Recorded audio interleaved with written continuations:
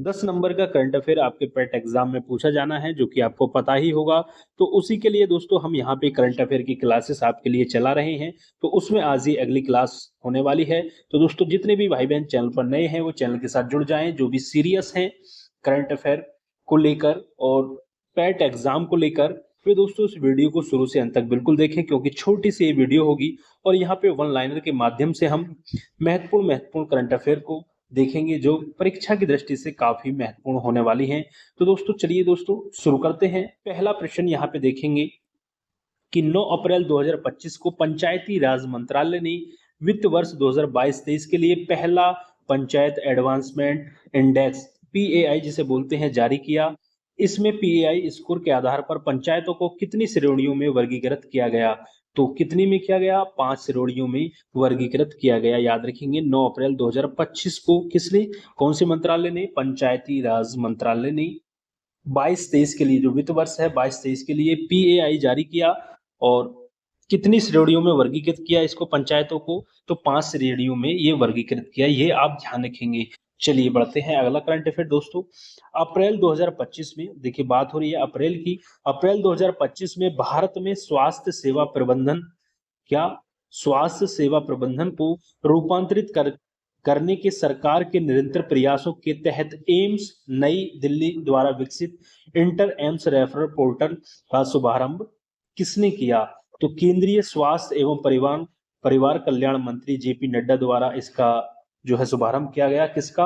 Inter AIIMS referral portal. याद रखेंगे किसका? इंटर एम्स रेफरल पोर्टल का जो है शुभारंभ किया जेपी नड्डा द्वारा। ठीक है, चलिए बढ़ते हैं अगले करंट अफेयर की तरफ। अगला करंट अफेयर क्या है दोस्तों? ये सभी करंट अफेयर जो है दोस्तों वन लाइनर, ये दोस्तों आपके एग्जाम में देखने को प्रश्न यहीं से मिलेगा। यदि आप अच्छे से दोस्तों क्लास को शुरू से अंत तक देखते हैं और पूरा ध्यान से दोस्तों एक एक चीज को आप देखते हैं, तो यहां से मैं गारंटी दे रहा हूं आपके 10 के 10 नंबर आपको इन्हीं क्लासेस से देखने को मिलेंगे, जो हम क्लासेस अपने चैनल पर चला रहे हैं। तो बस आपको ध्यान से पढ़ना है। अगला है 8 अप्रैल 2025 को पद्म श्री पुरस्कार से सम्मानित, देखिए राम सहाय पांडे का निधन हो गया। ये किस पारंपरिक लोक नृत्य से जुड़े थे? तो ये थे राय नृत्य से, ये जुड़े हुए थे। किससे? राय नृत्य से जुड़े हुए थे राम सहाय पांडे। इनका हाल ही में निधन हो गया। ये पद्म श्री पुरस्कार से सम्मानित थे और ये पारंपरिक लोक नृत्य राय नृत्य से ये जुड़े हुए थे। बहुत ही ज्यादा इंपोर्टेंट सवाल है, ये किसी भी एग्जाम में आपको देखने को अवश्य मिलेगा, इस पे ध्यान दीजिएगा। चलिए आगे बढ़ते हैं। 8 से 22 अप्रैल 2025 तक आयोजित किए जा रहे पोषण पखवाड़ा के 7वें संस्करण का शुभारंभ किसने किया? तो ये श्रीमती सावित्री ठाकुर ने किया। किसने किया? श्रीमती सावित्री ठाकुर, जो कि केंद्रीय महिला एवं बाल विकास राज्य मंत्री हैं। सावित्री ठाकुर, श्रीमती सावित्री ठाकुर पोषण पखवाड़ा के 7वें संस्करण का शुभारंभ इन्होंने किया। ठीक है, चलिए आगे बढ़ते हैं। अगला करंट अफेयर कि 2 अप्रैल 2025 को किसी पेंशन फंड विनि विनियामक और विकास प्राधिकरण का नया अध्यक्ष नियुक्त किए जाने की घोषणा की गई। तो ये है आपके शिव सुब्रमण्यम रमन को है, जो है अध्यक्ष नियुक्त किए जाने की घोषणा की गई है। किसका अध्यक्ष? पीएफआरडीए, क्या बोलते हैं जिसको? पेंशन फंड विनियामक और विकास प्राधिकरण। इसका नए अध्यक्ष कौन नियुक्त किए जाएंगे? शिव सुब्रमण्यम रमन। याद रखेंगे इस नाम को भी। चलिए दोस्तों एक एक करंट अफेयर दोस्तों बहुत ज्यादा इंपॉर्टेंट है आपके एग्जाम की दृष्टि से। बहुत छोटी सी क्लास है, इसलिए दोस्तों निरंतर इस क्लास को देखिएगा। डेली यहाँ पे क्लासेस आपको देखने को अवश्य मिलेंगी। तो बने रहे हमारे चैनल के साथ दोस्तों, और रेगुलर दोस्तों निरंतर यहाँ पे यदि आप पढ़ते हैं तो अवश्य ही आप दोस्तों पैट में 70 प्लस नंबर बहुत आसानी से दोस्तों गेन कर ले जाओगे। तो डेली क्लासेस को देखिएगा, और यहाँ पे प्रीवियस ईयर एमसीक्यूज की क्लास भी हमारे चैनल पर चल रही हैं, उन सभी को अच्छे से देखिएगा, क्योंकि जितने भी आयोग द्वारा प्रश्न पूछे गए हैं अब तक, उन सभी प्रश्नों का समावेश हम अपनी क्लासेस में करते हैं, तो जो कि काफी हेल्पफुल साबित होंगी। अगला प्रश्न यहाँ पे देखेंगे कि अप्रैल 2025 में भारतीय रिजर्व बैंक आरबीआई के डिप्टी गवर्नर के रूप में नियुक्त डॉक्टर पूनम गुप्ता ने किसका स्थान लिया है? तो अभी मैं बात करूं यहाँ पे जो भारतीय रिजर्व बैंक की जो डिप्टी गवर्नर हैं, किसको नियुक्त किया गया है? डॉक्टर पूनम गुप्ता को। और ये किसके स्थान पर इनको नियुक्त किया गया है? तो माइकल डी पात्रा की जगह इन्होंने ली है, माइकल डी पात्रा की। याद रखेंगे भारतीय रिजर्व बैंक की नई डिप्टी गवर्नर कौन है? डॉक्टर पूनम गुप्ता। इस तरीके से भी एग्जाम में प्रश्न देखने को मिल सकता है, तो दोनों तरीके से तैयार रहिएगा। और किसका स्थान इन्होंने लिया है? Michael D Patra. दोनों नामों को अच्छे से याद रखना है। चलिए आगे बढ़ते हैं कि 5 अप्रैल 2025 को भारत ने किस क्रम का राष्ट्रीय समुद्री दिवस मनाया? तो ये 62वां जो है 62वें क्रम का जो है राष्ट्रीय समुद्री दिवस मनाया है भारत ने 5 अप्रैल 2025 को। तो दोस्तों मैं आपको यहाँ पे बता दूं, आप क्या करते हैं, 2 से 3 प्रश्न देखें और आप क्या करते हैं, वीडियो को छोड़कर चले जाते हैं। तो ये निशानी होती है दोस्तों आपकी कि आप वीडियो को नहीं छोड़ रहे, आप एग्जाम को छोड़ रहे हैं। समझ लीजिएगा जो प्रश्न यहाँ से बनेंगे वो आप छोड़ रहे हैं, तो इसका मतलब आप पैट से बाहर हो जाइएगा, ये समझ लीजिएगा। यदि वीडियो को आप स्किप करते हैं अच्छे से दोस्तों 15-20, यदि आप महत्वपूर्ण महत्वपूर्ण करंट अफेयर्स को नहीं देख सकते तो आप क्या ही तैयारी यहाँ पे करेंगे। तो चलिए, बस मेरा कहने का मतलब यही है कि 15-20 मिनट की वीडियो होती है, तो अच्छे से वीडियो को प्लीज देखिएगा, क्योंकि प्रश्न यहाँ से ही मिलेंगे। चलिए आगे बढ़ते हैं। संसद के दोनों सदनों से बजट सत्र में पारित वक्फ संशोधन विधेयक 2025 को राष्ट्रपति द्रौपदी मुर्मू ने कब मंजूरी प्रदान की? तो ये 5 अप्रैल को प्रदान की। ठीक है, याद रखेंगे। चलिए आगे बढ़ते हैं। अगला प्रश्न काफी इंपोर्टेंट प्रश्न है। प्रश्न क्या है कि अप्रैल 2025 में भारतीय जनता पार्टी ने अपना 46वां स्थापना दिवस मनाया। इसकी स्थापना कब हुई थी? तो 6 अप्रैल 1980 को हुई थी। यदि आपसे पूछ ले बीजेपी की स्थापना कब हुई भारतीय जनता पार्टी की, तो 6 अप्रैल 1980 को हुई थी, याद रखेंगे। और इस बार जो है अप्रैल 2025 में कौन सा स्थापना दिवस मनाया है? तो 46वां स्थापना दिवस मनाया है, ये आप ये बात याद रखेंगे। आगे बढ़ते हैं कि संगीत नाटक अकादमी की एक इकाई कथन केंद्र नई दिल्ली द्वारा 37वें कथक महोत्सव का आयोजन कब किया गया? 25 से 30 मार्च 2025 के बीच ये किया गया। ठीक है, ये भी आप ध्यान रखेंगे। बढ़ते हैं अगले प्रश्न की तरफ कि 19 मार्च 2025 को किस राज्य ने राज्य वरिष्ठ नागरिक आयोग अधिनियम 2025 पारित कर वरिष्ठ नागरिक आयोग की स्थापना की और ऐसा करने वाला भारत का पहला राज्य बना? तो ये है केरल। ठीक है, ये प्रश्न बहुत ही ज्यादा इंपॉर्टेंट प्रश्न है। यहाँ पे बात हो रही है दोस्तों राज्य के वरिष्ठ नागरिकों के बारे में, तो ऐसे प्रश्न दोस्तों यूपी ट्रिपल एस आयोग में देखने को मिलते हैं।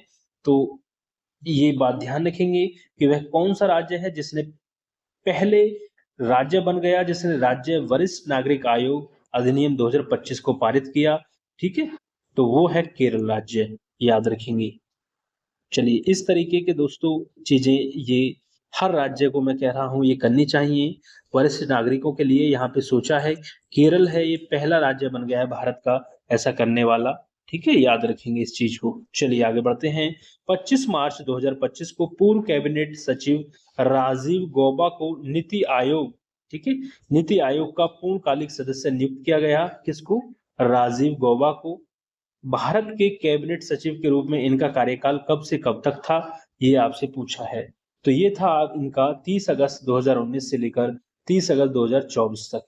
ठीक है, ये भारत के 32वें कैबिनेट सचिव थे। तो दोस्तों वीडियो कैसी लग रही है लाइक करके जरूर बताइएगा, कमेंट करिएगा और हमारे साथ दोस्तों जुड़ जाइएगा। चलिए आगे बढ़ते हैं।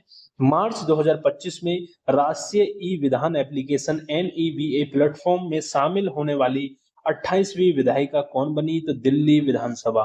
ठीक है, कौन बनी है 28वीं विधायिका? ये दिल्ली विधानसभा बनी है, जो मार्च 2025 में राष्ट्रीय ई विधान एप्लीकेशन NEVA जिसे बोलते हैं प्लेटफॉर्म में शामिल होने वाली 28वीं विधायिका बनी है दिल्ली विधानसभा। चलिए आगे बढ़ते हैं। सभी प्रश्न दोस्तों परीक्षा की दृष्टि से बहुत ज्यादा इंपॉर्टेंट हैं, इसलिए दोस्तों क्लास को शुरू से अंत तक बिल्कुल अच्छे से देखिए। ठीक है, ये बस मैं यहाँ पे आपसे कहना चाहता हूँ। चलिए अगला प्रश्न है कि मार्च 2025 में भारत का वह पहला कौन सा राज्य है जिसने अपनी विधानसभा की कार्यवाही का प्रसारण सांकेतिक भाषा में किया? देखिए, पहला राज्य कौन है जिसने अपनी विधानसभा की कार्यवाही का प्रसारण सांकेतिक भाषा में किया? तो वो है पंजाब। ठीक है, ऐसे प्रश्न अक्सर देखने को मिलते हैं, तो याद रखेंगे। कि मार्च 2025 में भारत का वह पहला कौन सा राज्य है जिसने अपनी विधानसभा की कार्यवाही का प्रसारण जो है वो सांकेतिक भाषा में किया, तो पंजाब है। बात करें अगले प्रश्न की कि 26 मार्च 2025 को डीआरडीओ और भारतीय नौसेना द्वारा vertically launched short range surface to air missile, जिसको VLSRSAM कहा गया है, का सफल उड़ान परीक्षण कहां से किया गया? तो ये उड़ीसा के चांदीपुर से किया गया। याद रखेंगे, उड़ीसा के चांदीपुर से ये किया गया। ओके, चलिए आगे बढ़ते हैं। अगला प्रश्न है आपके सामने, अच्छे से पढ़िएगा। पहले क्या है प्रश्न कि 24 मार्च 2025 को केंद्र सरकार ने किसे नया वित्त सचिव नियुक्त किया है? तो बहुत अच्छा प्रश्न है, बहुत उम्दा प्रश्न है, वन लाइनर प्रश्न। और दोस्तों ऐसे प्रश्न अक्सर परीक्षा में देखने को मिल जाते हैं। तो बताइए इसका राइट आंसर अजय सेठ को। ठीक है, अजय सेठ है इसका राइट आंसर कि 24 मार्च 2025 को केंद्र सरकार ने किसे नया वित्त सचिव नियुक्त किया है? तो वो है आपके अजय सेठ। दोस्तों वीडियो पसंद आ रही हो तो वीडियो को लाइक शेयर करना ना भूलें, और वीडियो को शुरू से अंत तक देखना है आपको, यदि आप सीरियस हैं एग्जामों को लेकर। चलिए आगे बढ़ते हैं कि भारत और किस देश के मध्य द्विपक्षीय नौसैनिक अभ्यास, जिसको इंद्र बोलते हैं, इंद्र 2025 के 14वें संस्करण का उद्घाटन 28 मार्च 2025 को चेन्नई में किया गया। ठीक है, तो ये किस देश के मध्य किया गया? भारत और रूस के मध्य ये किया गया द्विपक्षीय नौसैनिक अभ्यास, जिसको इंद्र बोलते हैं। इंद्र 2025 का 14वां संस्करण था ये, इसका उद्घाटन 28 मार्च 2025 को चेन्नई में किया गया, और ये अभ्यास है भारत और रूस के बीच होने वाला। ठीक है, आगे बात करें 22 से 28 मार्च 2025 तक तीसरे मध्य एशियाई युवा प्रतिमंडल की मेजबानी किस देश ने की? तो ये भारत ने की, ये ध्यान रखेंगे। चलिए आगे बढ़ते हैं। अगला प्रश्न आपके सामने क्या है प्रश्न, एक बार प्रश्न को अच्छे से पढ़िएगा क्योंकि अच्छा प्रश्न है कि 18 मार्च 2025 को किस मंत्रालय ने राष्ट्रीय कर्मयोगी जनसेवा कार्यक्रम, कौन सा? राष्ट्रीय कर्मयोगी जनसेवा कार्यक्रम के पहले बैच का शुभारंभ किया? तो ये आयुष मंत्रालय ने किया है। याद रखेंगे दोस्तों थोड़ी वीडियोस हमारी बोरिंग लग सकती हैं आपको, क्योंकि यहाँ पे पॉइंट टू पॉइंट हम यहाँ पे बात करते हैं, आपसे ज्यादा फालतू इधर उधर की बातें नहीं करते, क्योंकि यहाँ पे फेसलेस हम वीडियो बनाते हैं और सीधे पॉइंट टू पॉइंट बात करते हैं। तो क्या होता है यहाँ पे दोस्तों, जो आपका मन है ताकि वो इधर उधर ना भटके, अच्छे से यही आपका मन लगे 15 से 20 मिनट के लिए, और आप इन प्रश्नों को अच्छे से दिमाग में सेट कर लें, ये हमारा उद्देश्य यहाँ पे होता है।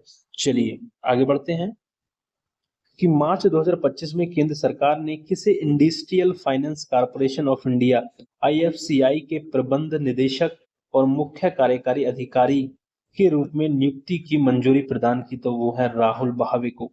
ठीक, राहुल भावे को प्रबंध निदेशक और मुख्य कार्यकारी अधिकारी के रूप में नियुक्ति की जो है मंजूरी प्रदान की है राहुल भावे को। याद रखेंगे इस चीज को। आगे बात करें, बहुत ही ज्यादा इंपॉर्टेंट प्रश्न, वेरी वेरी इंपॉर्टेंट, इस प्रश्न पे निशान लगा लीजिएगा और अपनी बुद्धि में इसको संजो के रख लीजिएगा। क्या है प्रश्न की वर्ल्ड हैप्पीनेस रिपोर्ट 2025 में फिनलैंड लगातार 8वें वर्ष शीर्ष पर रहा, और इस रिपोर्ट में भारत किस स्थान पर है? 118वें स्थान पर है। तो इस प्रश्न पर ज्यादा से ज्यादा गौर दीजिएगा कि वर्ल्ड हैप्पीनेस रिपोर्ट 2025 में लगातार 8 बार से फिनलैंड शीर्ष पर रहा है, लगातार 8 बार से, याद रखेंगे। ठीक है, फिनलैंड। और बात करें यहाँ पे भारत का स्थान कौन सा रहा वर्ल्ड हैप्पीनेस रिपोर्ट 2025 में? तो 118वें। ठीक है, 118वां रहा, ये भी आप याद रखेंगे। भारत की ज्यादातर पूछी जाती है, तो इस पर आप दृष्टि जरूर डालिएगा। चलिए आगे बढ़ते हैं। अगला प्रश्न है आपके सामने कि 19-22 मार्च 2025 तक भारत फ्रांस द्विपक्षीय नौसैनिक अभ्यास वरुण का 23वां संस्करण कहाँ संपन्न हुआ? अरब सागर में हुआ। तो जो वरुण है, नौसैनिक अभ्यास वरुण जिसके नाम से जाना जाता है, तो भारत और फ्रांस द्विपक्षीय नौसैनिक अभ्यास है, जिसका 23वां संस्करण जो है ये अरब सागर में संपन्न हुआ। चलिए बढ़ते हैं अगला महत्वपूर्ण प्रश्न की तरफ, जो परीक्षा में देखने को मिलेगा ही मिलेगा। क्या है प्रश्न की मार्च 2025 में किसे vision 2020 the right of to sight India का सद्भावना का राजदूत नियुक्त किया गया है? तो ये कृष्णमाचारी श्रीकांत को, जो पूर्व भारतीय क्रिकेटर हैं, इनको नियुक्त किया गया है। और ये प्रश्न बहुत ही ज्यादा इंपॉर्टेंट प्रश्न है, याद रखेंगे। कृष्णमाचारी श्रीकांत को सद्भावना का राजदूत नियुक्त किया गया है। ठीक है, आगे बढ़ते हैं कि 19 से 21 मार्च 2025 तक नई दिल्ली में आयोजित हुई स्मार्ट सिटी इंडिया एक्सपो 2025 में किस देश के प्रतिनिधिमंडल ने भाग लिया? तो रूस के प्रतिनिधिमंडल ने भाग लिया है स्मार्ट सिटी इंडिया एक्सपो 2025 में, जो कि नई दिल्ली में आयोजित की गई। ठीक है, बढ़ते हैं आगे। अगला प्रश्न है आपके सामने कि 16 से 18 मार्च 2025 तक फिट इंडिया उत्सव, ठीक है, फिट इंडिया उत्सव कहाँ आयोजित किया गया? तो ये जवाहरलाल नेहरू स्टेडियम नई दिल्ली में आयोजित किया गया फिट इंडिया उत्सव, याद रखेंगे, नई दिल्ली के जवाहरलाल नेहरू स्टेडियम में।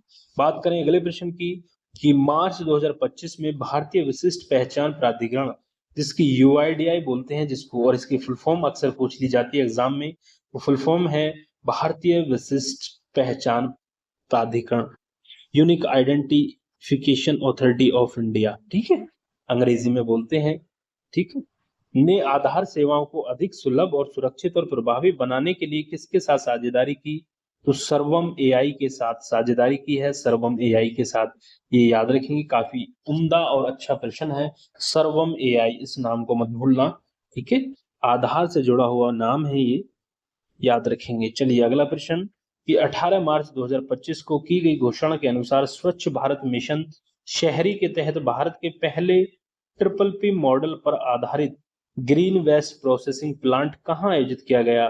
तो इंदौर, मध्य प्रदेश के इंदौर में ये आयोजित किया गया green waste processing plant, green waste processing plant triple P model पर आधारित।